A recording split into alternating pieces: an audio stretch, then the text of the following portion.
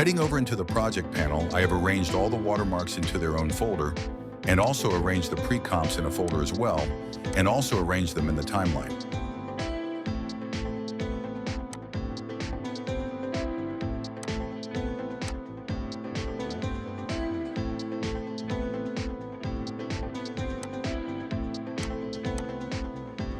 To change the name on one of these watermarks, go into the watermark's nested composition with its name, which I have already arranged above the timeline.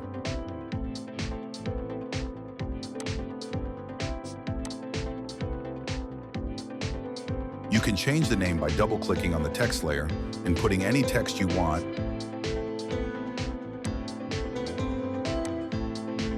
heading over into the main comp, and as you can see, the name on the watermark has changed. This was the easiest way I could come up with to make this as simple as possible to understand. Okay, let's try another one. For example, let's enter this watermark's composition, double-click on the text and put any text you want, and also I forgot to mention that you can change the font, size, color, stroke, and spacing of the text. In case after changing the text it's either too big or too small, or if you just want to change the font in general,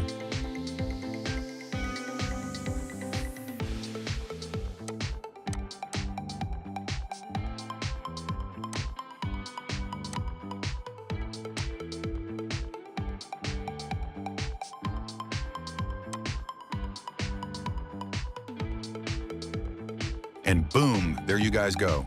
Free-line watermark animations for your edits. Thank you so much for watching. If you enjoyed this video or liked the presets I dropped, please consider dropping a like. It really helps me to post more content like this. And if you guys want any other tutorials or preset giveaways, please state your requests in the comments section. The links are in the description. Have a wonderful day wherever you are, and bye.